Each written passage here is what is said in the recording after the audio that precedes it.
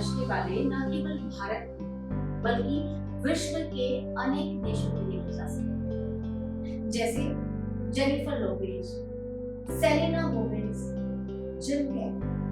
और आज इन्हीं में से एक जिम कैरी के जीवन से हम आपको रूबरू कराएंगे। किसी को मुस्कुराता हुआ देखकर आपके चेहरे पर अपने आप मुस्कान आ जाए। ये वो अनुभूति है जो हर बच्चा अपनी माँ से सबसे पहले सीखता है।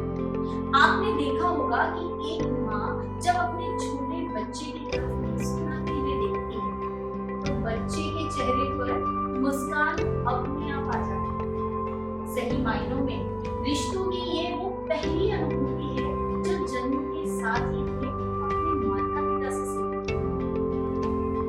तो आज जो कहानी मैं आपको सुनाने वाली हूँ उस कहानी की शुरुआत होती है लगभग 60 साल पहले कनाडा के ऑन्टेरियो के एक छोटे से परिवार से, जिसे वहां की सोसाइटी के स्टैंडर्ड के हिसाब से गरीब कहा जा सकता है। ऐसे गरीब परिवार में 3 बच्चों के बाद एक और बच्चे का जन्म होता है। बच्चे की माँ और पिता की खुशी का कोई ठिकाना नहीं था। वो प्यार से अपने बच्चे का नाम जिम रखते। जिम के पापा म्यूजिशियन की एक छोटी सी नौकरी किया करते। दुर्भाग्यवश अब वो नौकरी उनके पास नहीं। इधर छोटा जिम इस बात से खुश था कि हालात चाहे जो भी हो, लेकिन वो अपने पापा और माँ की वजह से किसी तरह स्कूल जा पा रहा है। जिम को स्कूल जाना बेहद पसंद। वो एक दिन भी स्कूल जाए बिना नहीं रह सकता। आपको पता है जिम को स्कूल जाना क्यों पसंद था? क्योंकि जिम बहुत शरारती था। वो स्कूल में बहुत मस्ती किया करता था। जिम सारा दिन स्कूल में बच्चों को हंसाने का काम करता, जिसके कारण दूसरे बच्चे भी डिस्टर्ब होते थे। इसीलिए उनकी टीचर ने जिम को एक ऑफर दे रखा था कि अगर जिम पूरा दिन स्कूल में चुपचाप बैठकर अपनी पढ़ाई करता है और दूसरे बच्चों को अपनी बातों में नहीं लगाता है तो टीचर उसे स्कूल के लास्ट 5 मिनट में बच्चों के सामने परफॉर्म करने का मौका देती है। क्योंकि जिम को एक्टिंग का बहुत शौक था। लास्ट के उन 5 मिनट के लिए जिम पूरा दिन चुपचाप बैठता था। 5 मिनट में जिम के मन में जो आता वो करता। कभी इंसान की एक्टिंग करता तो कभी जानवर की। और बस यही 5 मिनट के लिए जिम को स्कूल इतना पसंद था। इधर जिम की माँ अक्सर बीमार रहती थी, लेकिन जिम अपनी माँ को बीमारी में खुश रखने के लिए अजीब अजीब इंसेक्ट्स और चीजों की नकल निकाल कर उन्हें हंसाया करता था। तो घर पर उनकी माँ और स्कूल में सभी बच्चे और टीचर जिनकी एक्टिंग के फैन थे। इधर कुछ समय के बाद उनके परिवार को किसी कारण से दूसरे शहर में शिफ्ट किया। जिम अपना हाई स्कूल पूरा कर चुका था। क्योंकि परिवार फाइनेंशियल प्रॉब्लम से गुजर रहा था, इसी मजबूरी के कारण 16 साल की उम्र में जिम को स्कूल छोड़ना पड़ा। इसीलिए जिम अपने भाई के साथ एक फैक्ट्री में वॉचमैन की नौकरी करता, जहां उन्हें पिता भी काम किया करता। पर जिम को इससे कोई फर्क नहीं पड़ता, क्योंकि इस कठिन दौर में भी उनके माता पिता और परिवार एक साथ थे।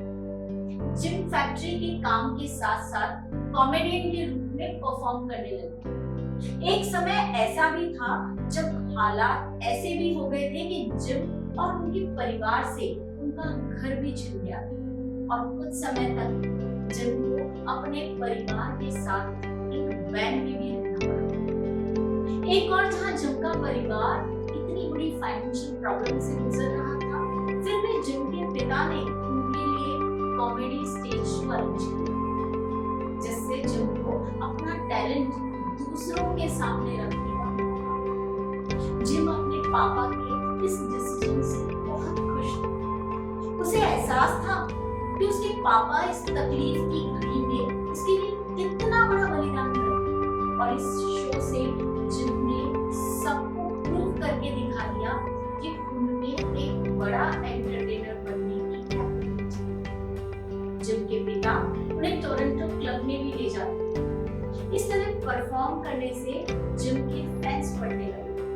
जिम जहां पर भी शो करते लोग उनकी कॉमेडी के फैन हो जाते। धीरे धीरे हालात सुधर रहे थे।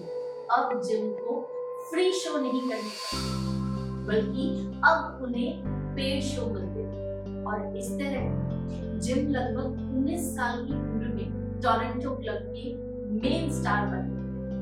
धीरे धीरे जिम की फैमिली की फाइनेंशियल कंडीशन भी सुधरने लगी और जिम एक नए घर में शिफ्ट हो गए।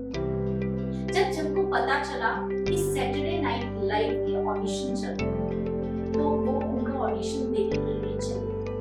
हालांकि वो इस ऑडिशन में सेलेक्ट नहीं हुए, लेकिन उन्होंने फिर भी हार नहीं मानी और अपनी कोशिश करते रहे। जिम की इन्हीं कोशिशों के कारण उन्हें an evening at the improv stand up show मिला।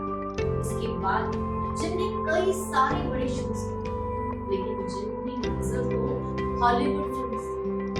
द मास्क, डम एंड डम्बर, लायर लायर, ऐसी कई सारी बड़ी फिल्मों ने जिम को लोगों का चहेता जिम कैरी बना दिया। लोग जिम की एक्टिंग के अलग अलग अंदाज और उनकी यूनिक फेशियल एक्सप्रेशंस के दीवाने होते जा रहे हैं। जिम की मेहनत ने अब जिम को हॉलीवुड के कई बड़े कॉमेडियन एक्टर्स में से एक बना दिया। बचपन में चाहे कितनी ही परेशानी क्यों ना आई, भले ही उन्हें कम उम्र में पैसा कमाने के लिए काम भी करना पड़ा, लेकिन इन सब चैलेंजेस के बाद भी जिम ने अपने सपने को पूरा करके दिखाया।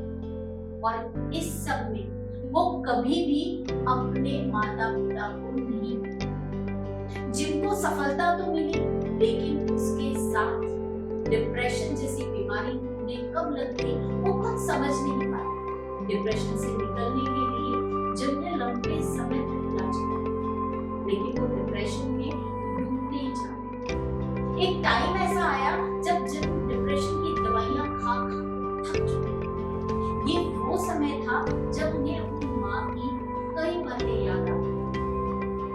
माँ जिनकी मन में बसी और जिनके मन में बसी भी यही अनुभूति उन्हें आध्यात्म की तरफ ले। और जिनने तय किया कि वो इस डिप्रेशन को अपनी जिंदगी से खत्म करके ही रहेंगे। जिन बचपन से ही जिद के पक्के और उन्होंने जल्दी ही डिप्रेशन को भी हरा दिया। जिम के मन की अनुभूति ने उनको इनर स्ट्रेंथ और इसी इनर स्ट्रेंथ ने एक साथी बनकर उन्हें डिप्रेशन से बाहर आने की ताकत दी। जिम ने एक बार फिर से प्रूव कर दिया कि हमारा मन जो चाहे वो पा सकता है, फिर वो सफलता हो या इनर पीस। याद रखिए, जिम जैसे लोग ही अपने माता पिता के साथ अपनी मेहनत, कॉन्फिडेंस और इनर स्ट्रेंथ से दुनिया के सामने सफलता की मिसाल बनाते हैं। आप भी जिम की तरह अपने रिश्तों को समझकर मन में उन रिश्तों की अनुभूति करके अपनी इनर स्ट्रेंथ को बढ़ाने की पूरी कोशिश कीजिए। हालात कुछ भी हो, ये हमेशा याद रखिए कि एक इंसान अपने रिश्तों को सहेज कर, अपने रिश्तों को संभाल कर, अपनी इनर स्ट्रेंथ के दम पर आम से खास बन सकता है। जरूरत सिर्फ अपनों को पहचानने की है। इसके लिए आप अपने मन की अनुभूति को समझें। वो जो आपको रास्ता दिखाए उस पर बढ़ते जाइए और हर संभव कोशिश करते जाइए। फिर देखिए, सफलता आपसे ज्यादा दिन दूर नहीं रह पाएगी। धन्यवाद।